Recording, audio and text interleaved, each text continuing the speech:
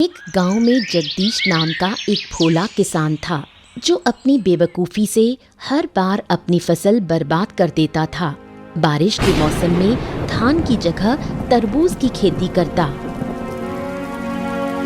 अरे सुनते हो, क्या तुम्हें कभी अक्ल आएगी या नहीं? अरे अब का हो गया भाई, काहे चिल्ला रही हो? चिल्लाऊं नहीं तो क्या करूं? इस बारिश में जब सब लोग धान की खेती करते हैं, तुम तरबूज की खेती कर रहे हो। देखो, हमने सोच समझकर ही तरबूज बोया है। सोच समझकर बोया है? सुनो तो जरा, क्या सोचा था तुमने? हाँ, अब सुनो। बात ये है कि सब लोग जब धान की खेती कर रहे हैं तो ऐसे में तरबूज कम मिलेगा। तो हमने क्या सोचा कि अगर हम तरबूज लगाएंगे तो बढ़िया मुनाफा हो जाएगा। हाँ। तुम्हारा दिमाग खराब है क्या? बारिश में कभी तरबूज होता है? क्या बात कर रही हो? बारिश में तरबूज नहीं होता है क्या? अब मैं क्या कहूँ, तुम तो सब जानकर ही खेती करते हो ना। अरे ऐसे काहे कह रही हो? पहले बता दिया होता तो हम तरबूज लगाए नहीं करते। तुम्हें पहले मैं कैसे बताऊं? क्या तुम मुझसे सलाह लेते हो कभी? हाँ, अब रहने दो, ज्यादा डांटो नहीं। आगे से ऐसा हम नहीं करेंगे। जाओ यहाँ से, मेरी नजरों से दूर हो जाओ। जगदीश की एक बेटी थी, नाम था दिव्या।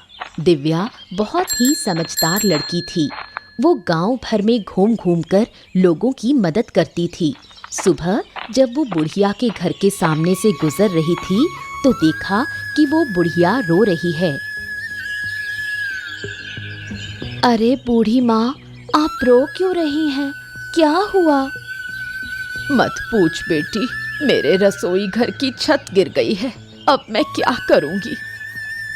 छत गिर गई? किसी से मदद मांगिए ना। कई लोगों से मांगी, पर कोई मदद करने को तैयार नहीं। क्या मदद करने से कोई नुकसान हो जाता? रुको, मैं देखती हूँ क्या किया जा सकता है। बूढ़ी माँ, अब आप दूसरे सिरे को पकड़ो, मैं ऊपर उठाती हूँ। छत ऊपर चढ़ा देंगे। दोनों के प्रयास से छत वापस जगह पर लग जाती है। बुढ़िया बहुत खुश हो जाती है। वाह, तेरी अक्ल तो कमाल की है। तेरी वजह से मेरा रसोई घर ठीक हो गया।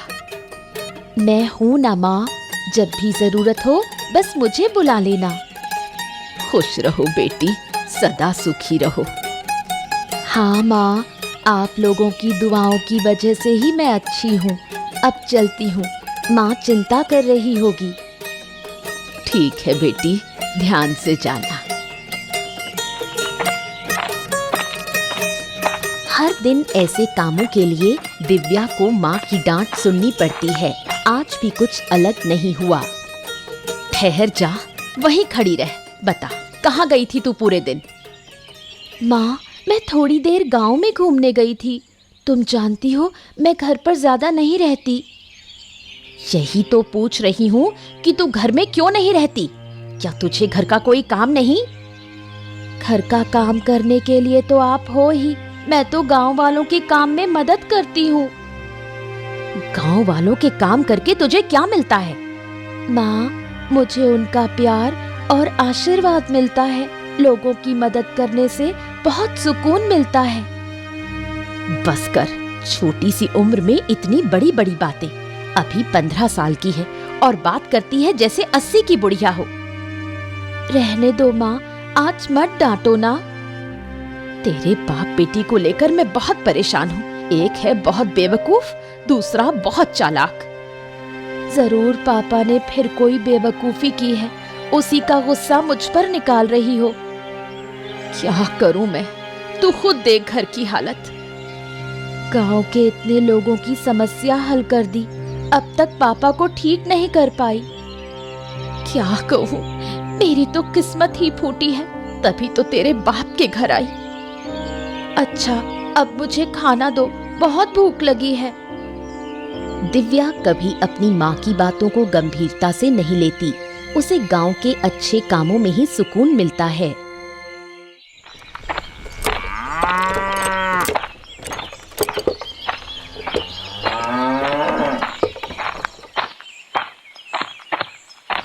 सुबह चंद्रकांत बाबू ने बुढ़िया को बुलाया, लेकिन वो नहीं आ पाई। इस बात को लेकर वो चिंतित थे। क्या हुआ बुढ़िया? मैंने तो तुझे सुबह बुलाया था ना, तू अब आ रही है? क्या मेरी बात की कोई कदर नहीं है क्या? ऐसी कोई बात नहीं बाबूजी, दरअसल मैं थोड़ी परेशानी में पड़ गई थी। परेशानी में? क्या हुआ था? मेरी रसोई की छत गिर गई थी, उसे ठीक करने में लगी रही। अच्छा, तो अब छत ठीक हो गई? हाँ हो गई। मैंने बहुतों से मदद मांगी, लेकिन किसी ने नहीं की। तो फिर तूने अकेले ठीक की? नहीं बाबूजी, मैं अकेले नहीं कर पाई। जगदीश की बेटी ने मदद की। वही छोटी सी लड़की जो दिन भर गांव में घूमती रहती है? हाँ बाबूजी, वो छोटी जरूर है, लेकिन बहुत समझदार है। गांव के लोगों की बहुत मदद करती है। ऐसा है क्या? बिल्कुल, उसके जैसा कोई और बच्चा इस गांव में नहीं। अच्छा लगा सुनकर। कभी उसकी समझदारी की भी परीक्षा लूंगा मैं। जरूर देखिए, बच्ची बहुत तेज है। जहाँ भी जाती है समाधान लेकर ही लौटती है। बुढ़िया की बात सुनकर चंद्रकांत बाबू को ईर्ष्या होती है। उसे अपनी बेटी देवांशी दिव्या के सामने बहुत छोटी लगने लगती है।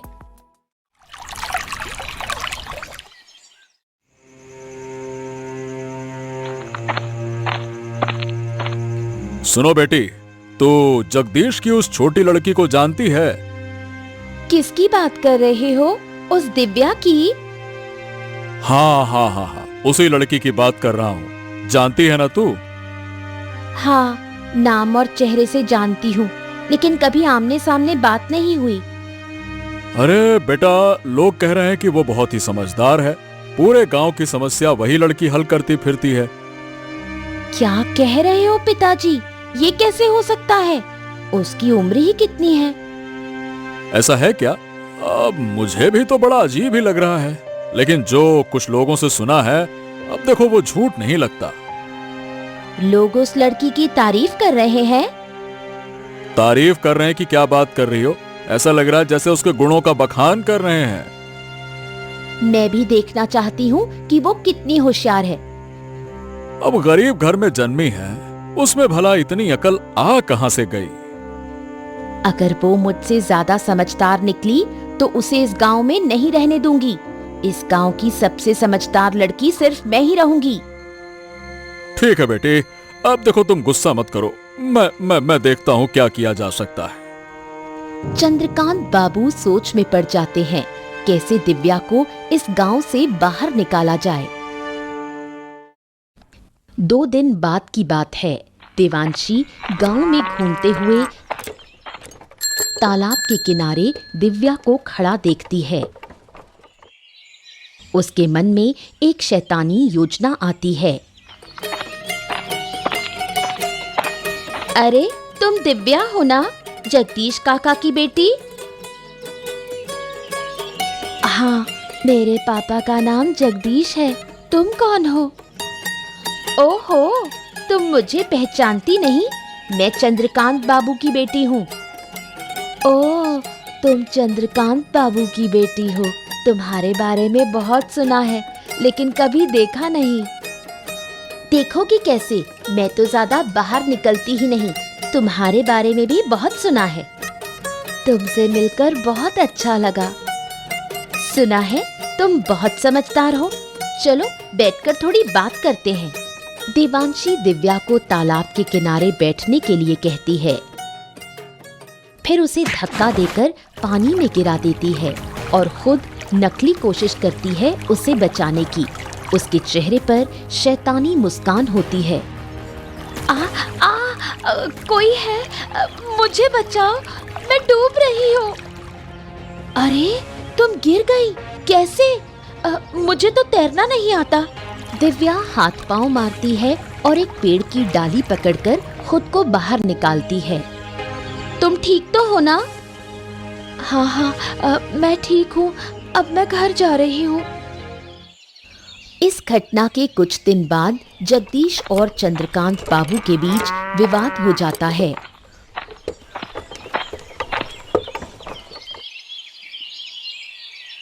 हाँ, क्या हाल है जगदीश? कैसे जा रहे हैं तुम्हारे दिन?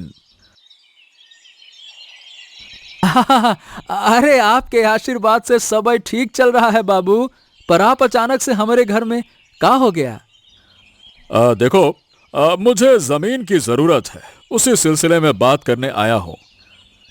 जमीन के मामले में हम आपकी मदद भला कैसे कर सकते हैं? देखो, ऐसा है, जो जमीन मुझे चाहिए वो तुम्हारी है।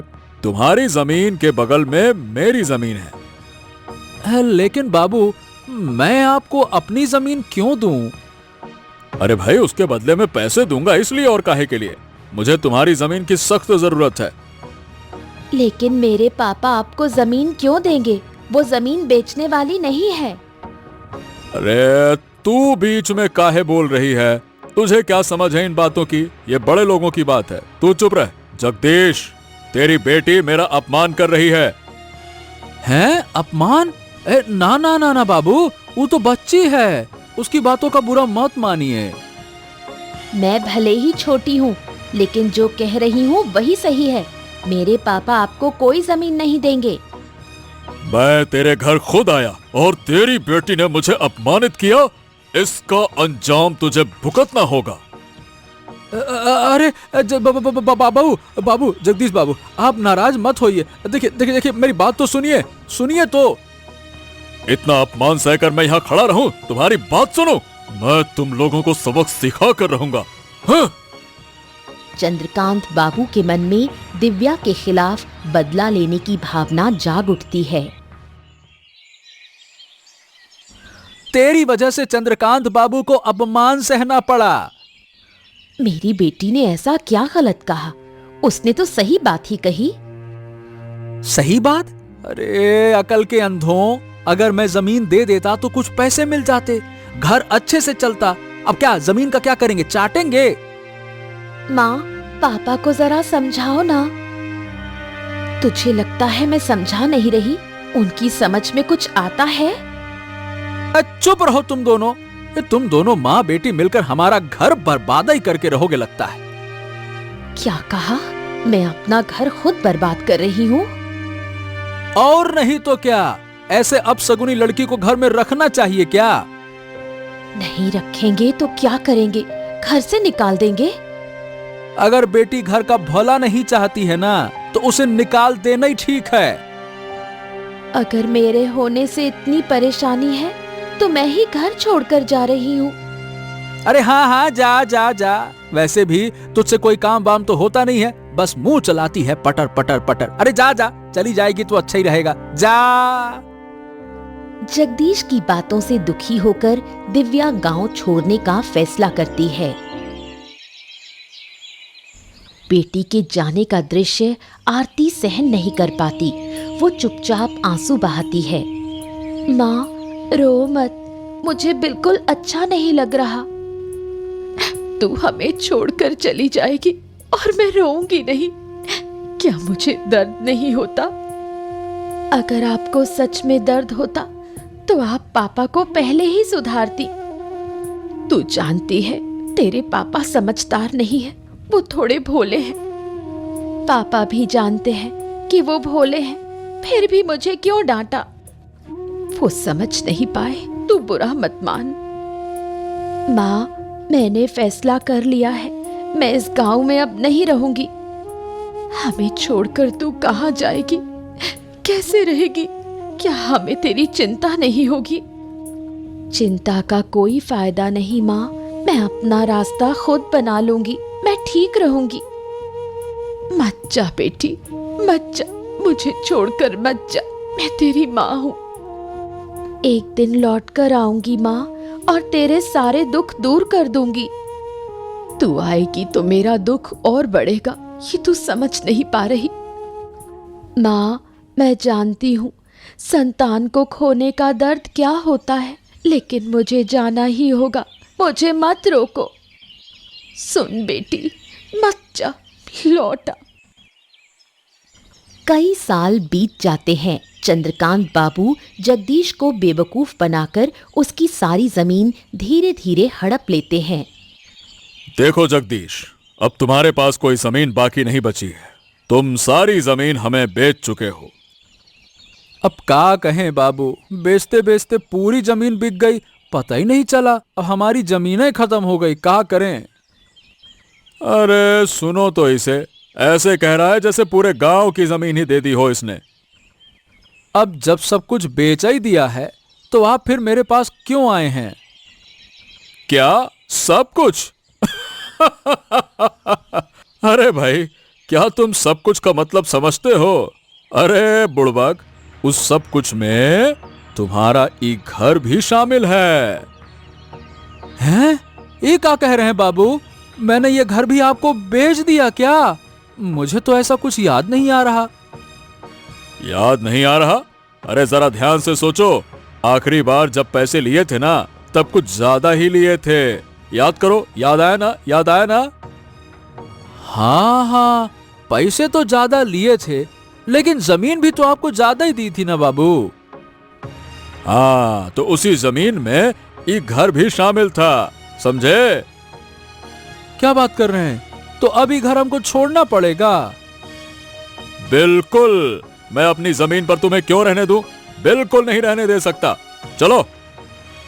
हैं? लेकिन हम ही घर छोड़ देंगे तो जाएंगे कहाँ बाबू? अरे कहाँ जाएंगे, हम क्या बताएं? अरे जाओ जहां जाना है, फालतू की बात ना करो मुझसे। लेकिन यह घर छोड़ना पड़ेगा तुम्हें, समझ गए? ठीक है बाबू, हमको कुछ दिन का समय दे दीजिए, फिर हम घर खाली कर देंगे। हाँ ठीक है, जल्दी खाली कर देना। जगदीश अब भी कुछ नहीं समझ पाया। चंद्रकांत बाबू उसे देखकर मन ही मन बहुत खुश होता है और उसे कुछ दिन का समय देता है।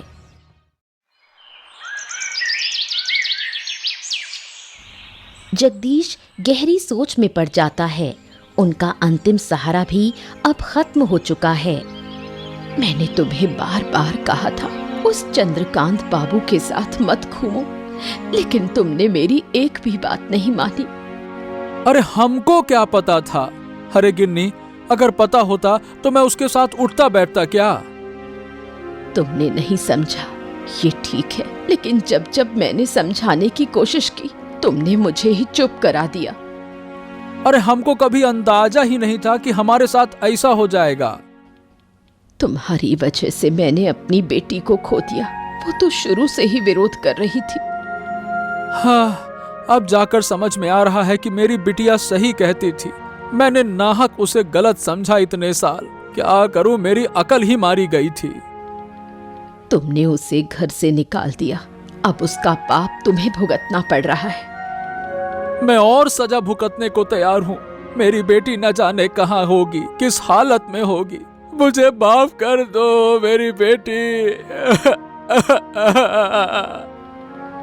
अब रोकर क्या फायदा? सोचो अब आगे कहाँ जाएंगे?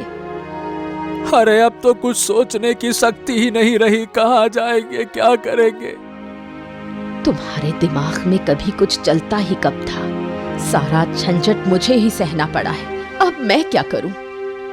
चिंता मत करो गिन्नी, हम कुछ उपाय सोचते हैं। जगदीश और आरती का जीवन अब अनिश्चितता के अंधकार में डूब गया। दिव्या गांव लौटकर गांव के विकास के लिए प्रयास शुरू करती है। उसकी मुलाकात आनंद नाम के एक शिक्षित युवक से होती है। सुना है आप 2 दिन पहले गांव लौटी हैं और गांव के भले के लिए काम करना चाहती हैं। हाँ, आपने ठीक सुना। क्या आपको कोई आपत्ति है? अरे नहीं, कैसी बातें कर रही हैं? मैं तो खुद किसी ऐसे व्यक्ति की तलाश में था। फिर तो और भी अच्छा।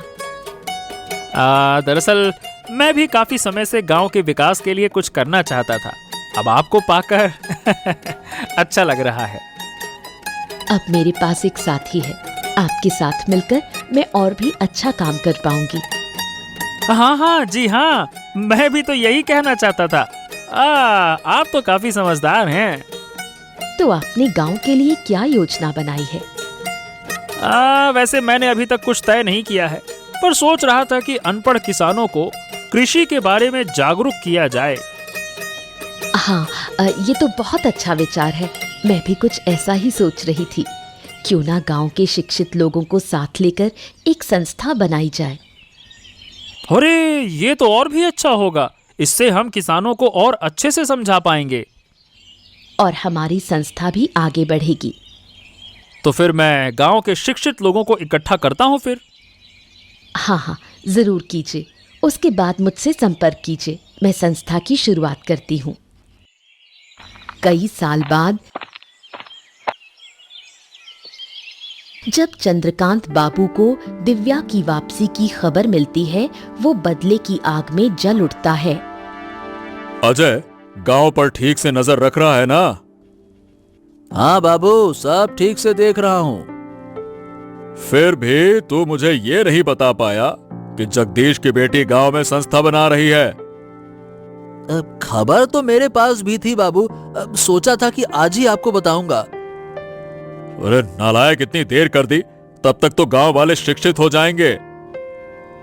अरे बाबू, ऐसा थोड़ी ना होगा। क्यों नहीं होगा? अरे वो लड़की बहुत चालाक है, बचपन से चालाक है, मैं जानता हूं उसे। अगर उसने किसानों को समझा दिया तो हमारा धंधा चौपट हो जाएगा।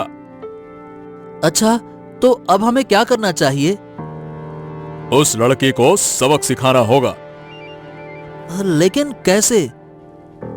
अरे इसीलिए तो तुझे बुलाया है। अब सोच और कोई ठोस योजना बना। कैसे कैसे कर रहा है?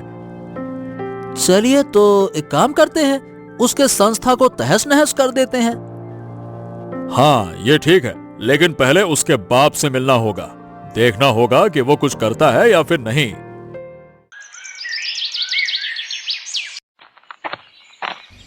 जब चंद्रकांत बाबू जगदीश के घर पहुंचे तो जगदीश थोड़ा डर गया।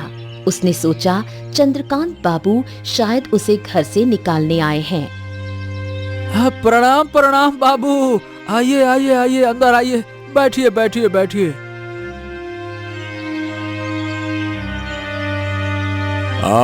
आज तुम्हारे घर में बैठने के लिए नहीं आया हूँ। देखिए, मैंने आपसे कुछ दिन की मोहलत मांगी थी बाबू। हाँ हाँ, मैं उस बारे में पता करने भी नहीं आया हूँ। मैं तुम्हारी बेटी के बारे में बात करने आया हूँ। हैं? मेरी बेटी के बारे में? क्यों? मेरी बेटी ने फिर से क्या कर दिया? सुना है कि तुम्हारी बेटी गांव में वापस आ गई है। हाँ हाँ हाँ, मेरी बेटी वापस तो आ गई है बाबू। सुना है वो गांव के किसानों के लिए अच्छे काम कर रही है। अब देखिए बाबू, इस बारे में हमको कुछ ना पता। मैं यही बताने आया था कि अपनी बेटी को काबू में रखो, नहीं तो अच्छा नहीं होगा। हाँ बाबू, सही बताएं तो वो क्या कर रही है, हमको इस बात का कोई अंदाजा नहीं है। अंदाजा नहीं है तो क्या हो गया? बेटी को काबू में रखने के लिए अंदाजा जरूरी नहीं होता है। तुम कहो और वो मान जाएगी, बस। क्या कहें बाबू, मेरी बेटी ने तो पहले कभी मेरी बात मानी नहीं, तो अब कैसे मानेगी? वो समस्या मेरी नहीं है। तुम उसके बाप हो और वो तुम्हारी बात मानेगी। मुझे बस तुम्हें सूचना देनी थी, मैंने दे दी। लेकिन बाबू, अगर वो गांव के भले के लिए काम कर रही है तो इसमें समस्या क्या है? हमको ये समझ में नहीं आ रहा। अरे क्या कहें, वो जानने से तुम्हें कोई फायदा नहीं है। अगर सीधी बात है कि उसे नहीं रोका तो वो अपनी जान से हाथ धो बैठेगी। बस कह दिया मैंने। अपनी बेटी की बात सुनकर जगदीश अब मन ही मन ठान लेता है कि वो अपनी बेटी को किसी हाल में नुकसान नहीं होने देगा। गांव भर में जगदीश की बेटी की तारीफ सुनकर जगदीश और आरती गर्व महसूस करते हैं। देखा, मैंने कहा था ना कि हमारी बेटी एक दिन अच्छा काम करेगी। गांव के लोग उसे सम्मान देंगे। हाँ, अब तो मैं भी देख रहा हूँ, लेकिन पहले मुझे यकीन नहीं था। तुम्हारे अविश्वास की वजह से ही वो हमें छोड़कर चली गई थी। तुम्हारी बेटी इतनी समझदार है कि हमें छोड़कर भी सफल होकर लौट आई है। मुझे अपनी बेटी पर कितना गर्व हो रहा है, ये मैं बता नहीं सकती। मुझे भी कम गर्व नहीं है अपनी बिटिया पर। अरे गांव में निकलते ही सब लोग कहते हैं, ऊ देखो, दिव्या के पापा जा रहे हैं। तो फिर मानते हो कि मेरी बेटी अच्छा काम कर रही है? हाँ, कर तो रही है, लेकिन अब लोग उसे रोकने के लिए उठ खड़े हुए हैं। वो लोग उससे जलते हैं, लेकिन मैं अपनी बेटी को कोई नुकसान नहीं होने दूंगी। अब मैंने भी मन बना लिया है भाग्यवान, जो हमारी बेटी को नुकसान पहुंचाएगा उसको हम छोड़ेंगे नहीं। देखो, चंद्रकांत बाबू का साथ मत देना। मेरी बेटी शुरू से ही सही थी। मैं समझ नहीं पाया ना गिन्नी, यही तो मेरी गलती थी। अब क्या कहें। अब इन बातों को छोड़ो, अब हमें अपनी बेटी को बचाना है। चलो कोई बात नहीं, तुम चिंता न करो, मैं उसे हर हाल में बचाऊंगा। आखिर हमारी बेटी है वो।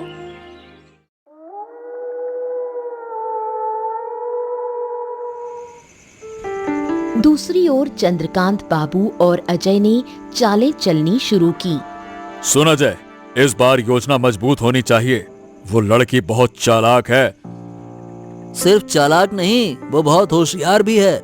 हम कुछ भी करें, वो अपनी समझ से बच निकलती है। इसलिए तो कह रहा हूँ, इस बार सख्त तैयारी होगी। तो फिर बताइए बाबू, क्या किया जाए अब? पहले कुछ लोगों को इकट्ठा करो, फिर उसके संस्था को तोड़ डालो। तो चलिए बाबू, कल ही हमला करते हैं। हाँ, कल ही करना होगा। अब और देर नहीं की जा सकती। अगर गांव वाले बीच में आ गए तो उन्हें गांव से निकालने की धमकी देंगे। कोई और बीच में फिर नहीं आएगा। लेकिन उस लड़की के साथ हमारे गांव का आनंद भी है। उससे थोड़ा डर लगता है, लोग उसे बहुत मानते हैं। अगर आनंद बीच में आया ना, तो उसे भी खत्म कर देंगे। ठीक है बाबू, ये हुई ना बात। किसी भी हालत में ये काम रुकना नहीं चाहिए, नहीं तो मैं किसानों की जमीन हथिया नहीं पाऊंगा। सुबह होते ही चंद्रकांत बाबू, अजय और उनके लोग सभा घर पहुंचते हैं, हाथों में डंडे और हथियार। ये क्या बाबू, आप लोग यहाँ हथियार लेकर क्यों आए हैं? क्या मकसद है आपका? जो काम तुम लोग कर रहे हो वो गांव के भले के लिए नहीं है। इसे अभी के अभी बंद करो। ये काम गांव के भले के लिए नहीं है, ये आपसे किसने कहा? या फिर ये काम आपके धंधे के लिए खतरा बन गया है? रोज जबान लड़ाती है। अजय, देख क्या रहा है? इस सभा घर को तोड़ डाल। चल। अगर हिम्मत है तो आइए, हम तुम्हारे हाथ तोड़ डालेंगे। अब दिव्या के सामने ढाल बनकर खड़े हो जाते हैं जगदीश। चंद्रकांत बाबू गुस्से में भड़क उठते हैं। खबरदार बाबू, अब तक आपने हमारे परिवार को बहुत नुकसान पहुंचा दिया। अगर आज हमारी बेटी को कुछ हुआ ना, तो आपको हम लटा के ऐसा मारेंगे, क्या कहें फिर। छोड़ दो अब उसको, बहुत हो गया। ए जगदीश, तो भूल रहा है कि तेरा घर अब भी मेरी मुट्ठी में है। ए बाबू, घर वर की कोई जरूरत नहीं है, फालतू की धमकी देना नहीं। और हमारी बेटी को कुछ होना नहीं चाहिए। हाँ। ओह, तूने अच्छा नहीं किया। अपने आदमियों को पकड़ो और चुपचाप निकल जाओ, नहीं तो आपको कुचलने में एक पल नहीं लगाऊंगा।